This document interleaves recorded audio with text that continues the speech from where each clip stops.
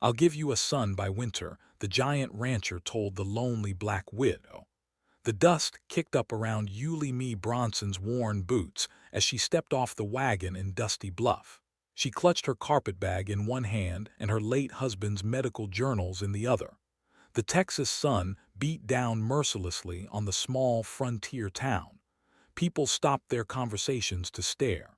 She walked toward the schoolhouse with purpose. Her credentials were solid. Her husband had been a respected physician. She could read, write, and calculate better than most men in town. The teaching position would give her a fresh start. Mayor Cornelius Wickham barely glanced at her application. The other council members shifted uncomfortably in their seats. No discussion followed. No questions about her qualifications. The rejection came swift and final. Outside the schoolhouse, Reverend Jonathan Prentice addressed a small gathering. His voice carried across the dusty street. A woman who bore no children in 3 years of marriage might be cursed by Providence. The good people of Dusty Bluff deserved better influences for their young ones. Yulie Mee held her head high as she walked past the whispers. Her boarding house room offered little comfort. The walls were thin. The beds sagged. Anonymous notes slipped under her door spoke of unwelcome visitors who should move along. The saloon needed cleaning. Betsy McGraw, a young woman with kind eyes and calloused hands, offered the only friendly face in town. She warned Yulie Mee about the unmarried women who tried to make lives here. They never lasted long. The men always found ways to make them choose marriage or exile. From across the main street, Silas McLaren watched. The giant of a man stood nearly 7 feet tall. His shadow stretched long in the afternoon sun. People crossed to the other side when they saw him coming. They whispered about his temper and his strange ways, but Silas saw something different. He noticed how Yulie Mee helped Betsy treat a patron's infected wound. Her hands moved with practiced skill. She knew exactly which herbs to use. Her technique spoke of real medical training. That evening, Silas approached her outside the boarding house. His massive frame blocked the moonlight. His proposal came without ceremony or romance. "Marry me, and I'll give you a son by winter." Yulie Mee stared up at the giant rancher. The territorial land laws required family men to keep large grants. December would bring inspectors to verify family status. Without an heir, Silas would lose everything he had built. Winter was only months away. The town's pressure mounted daily. Her choices grew fewer with each passing sunset. The stakes had never been clearer. Yulie Mee studied Silas McLaren's weathered face in the lamplight. The giant rancher owned more land than anyone in 3 counties. His cattle numbered in the thousands. Yet here he stood, hat in hand, asking for her help. The territorial law was clear. Family men received priority for large land grants. Bachelors faced government seizure of their property. The December deadline loomed like a storm cloud on the horizon. Silas explained his situation with careful words. He needed a wife. She needed protection from the town's mounting pressure. The arrangement would benefit them both. Yulie Mee set her own terms. She would consider his proposal only if he allowed her to establish a medical clinic on his land. The request surprised him. Most women asked for jewelry or fine dresses. She wanted to practice medicine. The next morning brought unexpected discoveries. Silas invited her to see his ranch house. Books lined every wall from floor to ceiling. Philosophy texts sat beside agricultural manuals. Poetry collections gathered dust next to scientific journals. The library rivaled anything she had seen in major cities. Yet when she handed him a simple contract to review, his face flushed red. He turned the papers sideways and upside down. His massive hands trembled slightly. The truth became clear.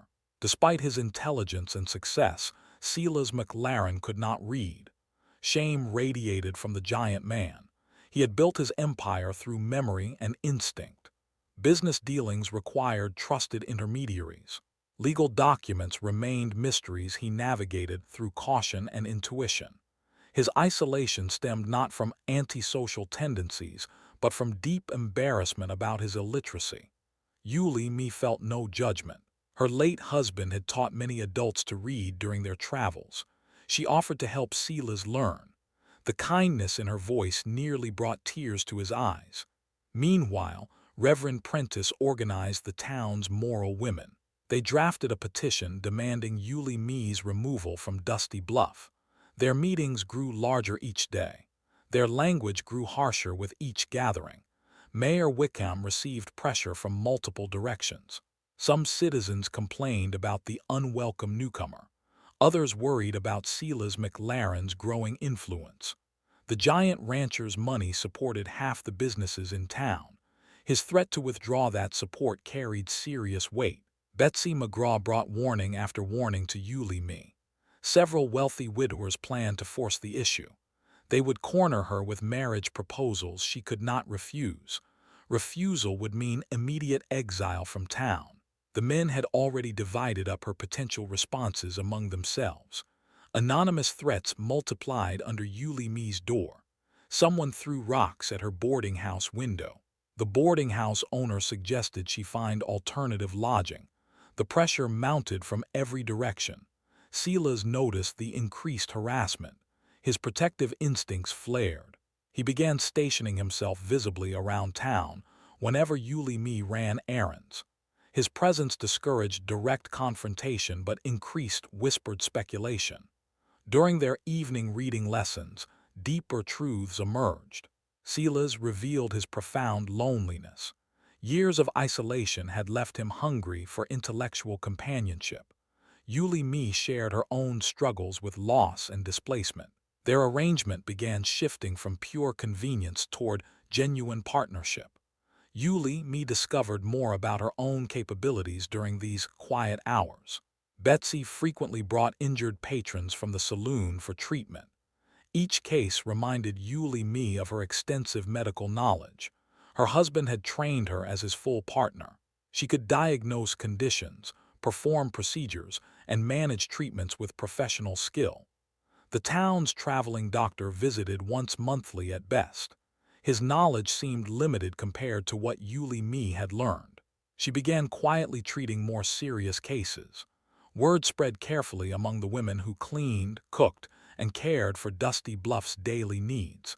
Silas watched her work with growing admiration. Her hands moved with surgical precision. Her diagnostic instincts proved remarkably accurate.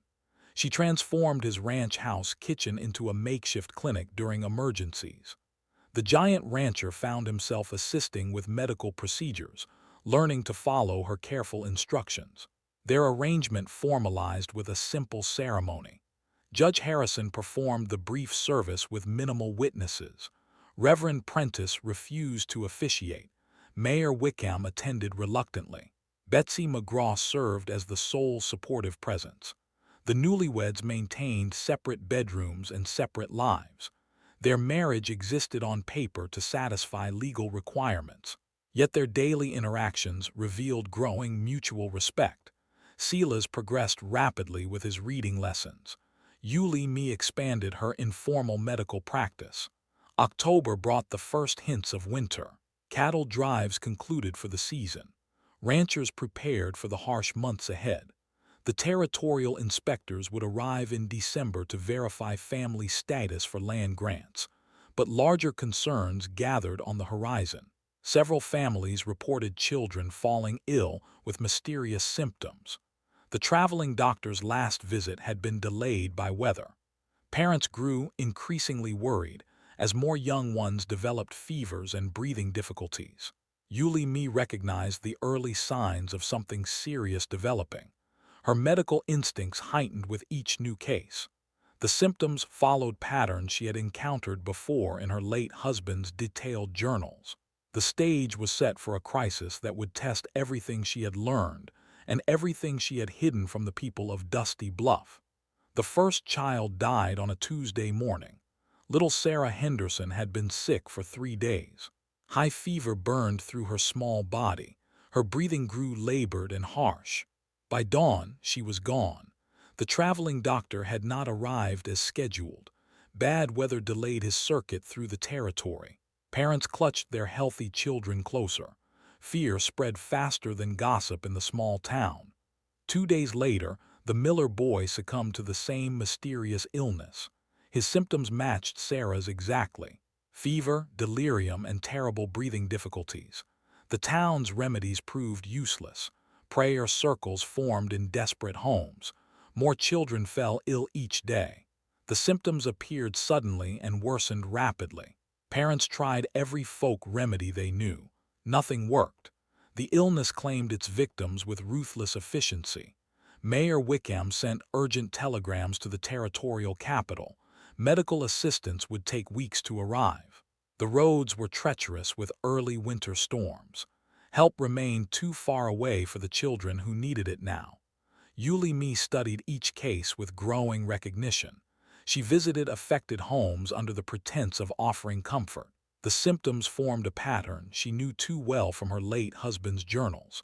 Memories flooded back to their previous town 3 years earlier. Dr. Samuel Bronson had faced an identical outbreak. He had identified the disease as diphtheria. More importantly, he had developed a successful treatment protocol. Samuel had trained his wife as his full medical partner. Yulie Mee possessed complete knowledge of his methods. She could diagnose the condition with certainty. She knew exactly how to treat it, but revealing her expertise would expose the truth about her capabilities.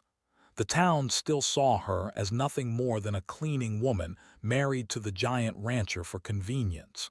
They had no idea she possessed medical knowledge that could save their children. Their prejudices blinded them to the solution standing right before them. When the third child died, panic gripped Dusty Bluff. Parents barricaded themselves indoors with their families. Some prepared to flee town entirely. The mysterious disease seemed unstoppable. Yulie Mee could no longer remain silent. She approached Mayor Wickham with her assessment. The children suffered from diphtheria. She knew how to treat it. She could save the remaining victims if given the chance. The mayor's response revealed the depth of community prejudice. He questioned how a former cleaning woman could possibly know more than trained medical professionals. Surely she was mistaken about such serious matters. They should wait for proper medical authorities to arrive. Reverend Prentice organized prayer vigils instead of medical intervention. He suggested the epidemic might be divine punishment for the community's moral failings. Perhaps they had been too lenient with undesirable elements in their midst. But parents with sick children grew desperate. Mrs. Patterson brought her fevered daughter to Yulie Mee's clinic in secret. The little girl showed classic diphtheria symptoms. Her throat tissues swelled dangerously. Her breathing became increasingly labored. Yulie Mee implemented Samuel's proven treatment immediately. She prepared the antitoxin from her husband's stored supplies. She established strict isolation protocols. She monitored the child's breathing carefully throughout the night. By morning, the Patterson girl's fever had broken. Her breathing eased. The dangerous swelling in her throat subsided. Recovery had begun under Yulie Mee's expert care. Word spread quietly among desperate mothers. Several more families brought their sick children to the ranch clinic. Each case responded positively to Yulie Mee's treatment. The success rate stood in stark contrast to the town's previous losses. Yet public resistance persisted. Many families refused help from someone they considered unqualified. They preferred waiting for legitimate medical assistance rather than trusting their children to a woman of her background. Silas watched the community's stubborn prejudice with growing anger. Children were dying while effective treatment sat unused.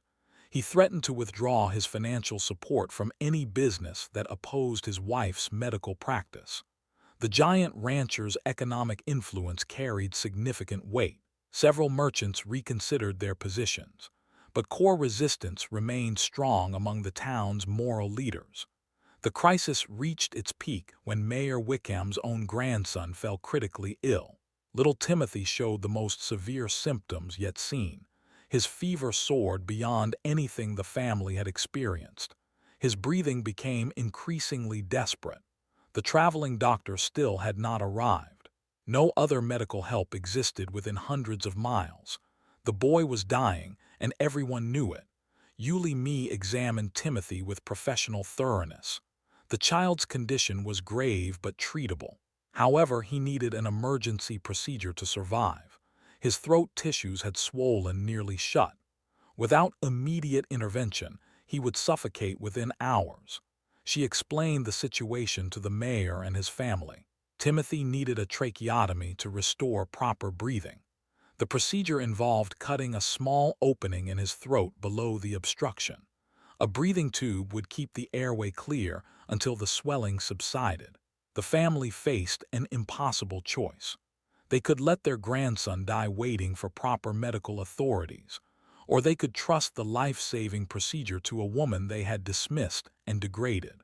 Mayor Wickham looked at his grandson's blue-tinged lips. The boy's desperate struggles for breath tore at everyone's hearts. Time was running out with each labored gasp. The moment of ultimate truth had arrived for the entire community. Mayor Wickham's hands shook as he looked at his dying grandson. Timothy's lips had turned a deeper shade of blue. Each breath came as a desperate wheeze. The boy's eyes rolled back as consciousness faded. Yuli Me prepared her instruments with steady precision. She had assisted Samuel with this exact procedure dozens of times. Her hands remembered every step. The memory of their first successful tracheotomy 3 years ago guided her movements. Samuel had been treating a similar outbreak in their previous town. A blacksmith's daughter required emergency surgery. Yuli Me had handed him instruments, monitored vital signs, and managed post-operative care. The girl survived and thrived. Now she faced the same procedure without her husband's guidance. The responsibility rested entirely on her shoulders. One mistake could cost Timothy his life. Success would prove her medical expertise beyond any doubt. Silas appeared beside her with remarkable timing. He had been practicing reading medical texts under her instruction. His large hands could assist with precision when properly directed. The giant rancher had become her most trusted medical partner. The mayor's family gathered around Timothy's bedside. Mrs. Wickham clutched her handkerchief with white knuckles. The boy's father paced the floor in helpless agitation. Reverend Prentice arrived to offer final prayers. Yuli Me positioned her instruments on the sterile cloth. Scalpel, forceps, breathing tube, and sutures lay in perfect order. She had boiled everything according to the sanitation protocols Samuel taught her. Infection control remained as important as the surgery itself. She explained each step to the watching family. The incision would be small and precise. The breathing tube would restore normal airflow immediately. The procedure would take less than 10 minutes if performed correctly. Timothy's breathing grew, even more labored. His chest heaved with the effort of drawing air through his swollen throat. Time was running out rapidly. The decision could not wait any longer. Mayor Wickham gave his trembling consent. Save his grandson by whatever means necessary. The community's prejudices mattered nothing compared to the boy's life. Yuli Me made the first incision with surgical confidence. Her blade cut through skin and tissue with practiced precision. Blood appeared but remained controlled. Silas dabbed the area clean according to her quiet instructions. The watching family held their collective breath. Reverend Prentice stopped his prayers to observe the procedure. Even he recognized the skill evident in every movement. She located the correct anatomical landmarks with expert knowledge. Samuel's training had been thorough and complete. She understood every aspect of throat anatomy. The critical structures lay exactly where her education predicted. The second incision opened Timothy's trachea below the obstruction. Air immediately rushed through the new opening. The boy's chest expanded with his first full breath in hours. His color began improving within seconds. Yuli Me inserted the breathing tube with gentle precision. The device held the airway open while allowing normal respiratory function. Timothy's breathing became steady and unlabored for the first time in days. The transformation was immediate and undeniable. The dying boy's vital signs stabilized rapidly. His color returned to healthy pink. His desperate struggle for breath ended completely. The procedure had succeeded perfectly. Silas assisted with the suturing under Yuli Mi's careful direction. His massive fingers proved surprisingly delicate when guided by proper instruction. The wound closed with neat, professional stitches that would heal cleanly. Timothy's eyes fluttered open within minutes. His breathing remained steady and strong. The breathing tube functioned exactly as intended. Recovery had begun immediately following the successful surgery. The mayor's family stared in stunned amazement. Their dying grandson was breathing normally again. The woman they had dismissed as unqualified had performed a medical miracle before their eyes, but Yuli Mi's work was far from finished. She established Timothy on the full diphtheria treatment protocol. Antitoxin injections, throat irrigation, and careful monitoring would ensure complete recovery. The surgery was only the first step. She organized the family into a care rotation.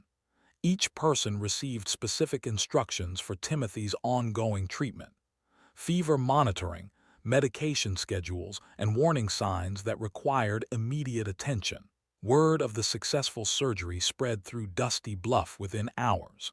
The dying boy who had been breathing normally again, the woman they had rejected, had performed professional medical procedures that saved his life. More desperate families arrived at the ranch clinic that evening. They brought children suffering from various stages of diphtheria infection. Previous prejudices evaporated in the face of life-threatening illness. Yuli Mi treated each case with the same professional competence. She diagnosed accurately, prescribed appropriate treatments, and monitored patient responses carefully. Her success rate remained consistently high. Betsy McGraw assisted with increasing skill under Yuli Mi's patient teaching. The young woman learned to prepare medications, monitor vital signs, and provide basic nursing care. Her natural intelligence flourished under proper guidance. The community witnessed undeniable proof of Yuli Mi's medical expertise. She possessed knowledge and skills that surpassed their traveling doctor's limited abilities. Her treatment succeeded where traditional remedies had failed completely. Silas stood guard over the makeshift hospital they had created. His imposing presence discouraged any remaining troublemakers. He had become fiercely protective of his wife's medical practice and their young patients. By week's end, the epidemic was under control. Children recovered under Yuli Mi's expert care. No additional deaths occurred once proper treatment began. The mysterious illness had been conquered through knowledge and skill. The town that had rejected her now depended entirely on her medical expertise for their children's lives. The recovery of Timothy Wickham marked a turning point for Dusty Bluff. Within days, every child under Yuli Mi's care showed remarkable improvement. Fevers broke, breathing normalized, and strength returned to small bodies that had been failing. Parents who had once crossed the street to avoid her now waited in line at her clinic. They brought not only their sick children, but also requests for treatment of other ailments: broken bones, infected wounds, and chronic conditions that had plagued families for months. Mayor Wickham arrived at the ranch on a crisp November morning. His grandson ran beside him, fully recovered and energetic. The mayor's demeanor had changed completely from their previous encounters. Respect replaced condescension in his voice. He offered Yuli Mi the town's official recognition as their primary medical practitioner. The position came with a proper salary, official standing, and a permanent clinic building on Main Street. The traveling doctor's irregular visits could no longer serve their community's needs. Reverend Prentice appeared at the ranch that same afternoon. The moral authority of Dusty Bluff looked older, humbler than before. He carried a written apology signed by the women who had petitioned for Yuli Mi's removal. His confession came slowly but sincerely. His prejudices had nearly cost the community its children. He had allowed fear and ignorance to cloud his judgment about her character and capabilities. The church would support her medical practice with both resources and public endorsement. The transformation extended beyond individual apologies. Businesses that had refused her service now competed for her patronage. The boarding house owner offered her the finest rooms available. The general store extended unlimited credit for medical supplies. But the most significant change came from Silas himself. One evening, as autumn deepened toward winter, he revealed a truth that restructured everything between them. He had never actually needed marriage to keep his land grant. Weeks of research through legal documents had uncovered an exemption for landowners who provided essential community services.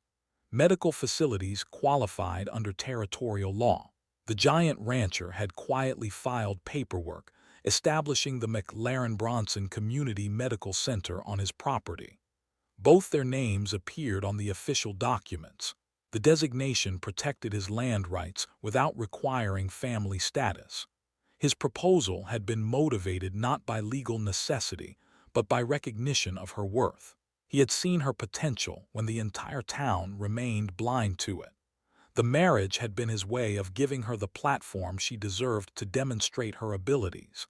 Yuli Mi absorbed this revelation with complex emotions, relief mixed with gratitude, and a growing warmth toward the man who had believed in her capabilities. Their arrangement had evolved far beyond mere convenience. Silas had progressed remarkably with his reading lessons. He could now study medical texts independently and assist with complex procedures.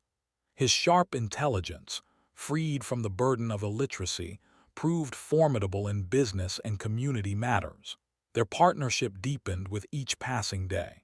Morning conversations over coffee extended into evening discussions by the fireplace. Shared work in the clinic created an intimacy built on mutual respect and common purpose. Betsy McGraw flourished under Yuli Mi's mentorship. The young woman possessed natural medical instincts and genuine compassion for patients. She learned to mix medications, assist with minor surgeries, and manage patient records with professional competence. The transformation gave Betsy a respectable career path beyond saloon work. She studied medical texts with the same dedication Silas applied to his reading lessons. Her future held possibilities she had never dared imagine. November brought the first serious snowfall and news of the territorial inspector's approaching visit. The December deadline for land grant verification remained weeks away, but the community's needs had shifted focus from legal requirements to medical sustainability. Families throughout the region began seeking Yuli Mi's services. Word of her expertise spread through neighboring towns and ranching communities. Patients traveled days to reach her clinic for treatments unavailable elsewhere. The demand exceeded what one person could manage alone. Yuli Mi began training additional assistants from among the town's more capable women. Medical knowledge flowed through the community like water through drought-stricken land. Her success created economic benefits beyond healthcare. Families staying for extended treatments brought business to local merchants. The medical center attracted new residents seeking access to professional health care. Dusty Bluff evolved from isolated frontier town toward regional medical hub. The ranch itself prospered under their joint management. Silas's newfound literacy allowed him to handle complex business negotiations and legal documents independently.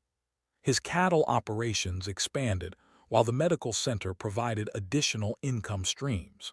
Their evening routine had settled into comfortable domesticity. Silas read aloud from medical journals while Yuli Mi prepared medications or updated patient records. The giant rancher's deep voice made even technical passages sound like poetry. Yet something remained incomplete in their arrangement. The promise that had brought them together still awaited fulfillment. Winter was approaching rapidly. The deadline for giving her a son grew closer with each shortening day. The epidemic had left several children orphaned when parents succumbed to complications or other illnesses. These young ones needed homes, care, and futures. They represented hope for the community's renewal after the devastating outbreak. Among them was Jake, a bright 8-year-old whose parents had died in a wagon accident during the epidemic's peak. He had been staying with various families but lacked permanent placement. His intelligence and curiosity reminded both Silas and Yulie Me of their own younger selves. The answer to their promise was becoming clearer with each passing day. December arrived with heavy snowfall that blanketed Dusty Bluff in pristine white. The territorial inspectors rode into town on schedule, their official documents ready to verify land grant requirements. Their visit had become a formality rather than a threat. The McLaren Bronson Community Medical Center stood prominently on the main approach to town. Official territorial recognition protected the property under essential services provisions. The inspectors noted the facility with approval in their reports, but Silas and Yulie Me had their attention focused elsewhere. Jake had been staying at the ranch for 2 weeks while they searched for a permanent family placement. The boys' presence had transformed their quiet home into something warmer and more complete. Jake possessed remarkable curiosity about everything around him. He asked endless questions about medical procedures, ranch operations, and the books lining every wall. His eagerness to learn reminded them both of their own hunger for knowledge. The boy had been helping in the medical clinic after school. His small hands proved surprisingly steady when assisting with minor procedures. He absorbed medical terminology like a dry sponge soaking up water. Patients responded positively to his gentle manner and genuine concern. Evenings found Jake curled between Silas and Yulie Me as the giant rancher read aloud from various books. Medical journals mixed with adventure stories and poetry collections. The boy listened with rapt attention to every word. One snowy evening in mid-December, Jake asked a question that changed everything. He wondered aloud if he might stay with them permanently. Other families had been kind, but none felt like home the way the ranch did. Silas and Yulie Me exchanged meaningful glances across the flickering firelight. The answer had been growing in their hearts for weeks. This bright, curious boy belonged with them. They could offer him love, education, and unlimited opportunities for growth.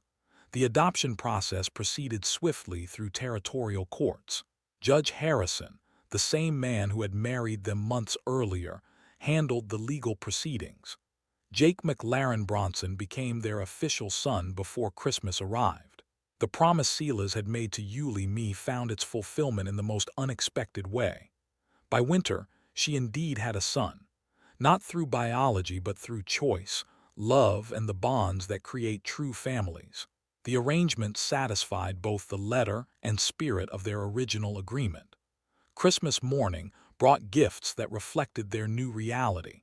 Medical books for Yulie Me's expanding library. Advanced reading materials for Silas's continued education.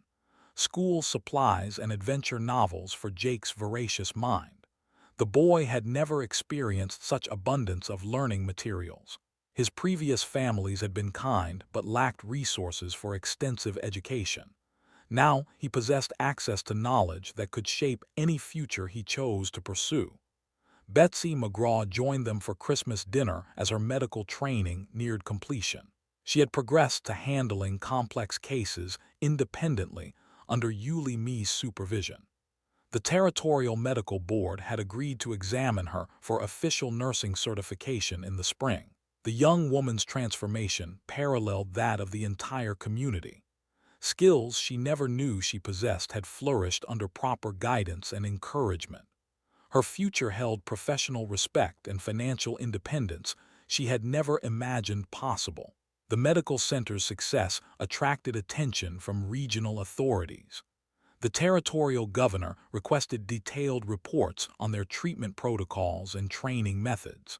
Plans emerged to establish similar facilities in other frontier communities using their model.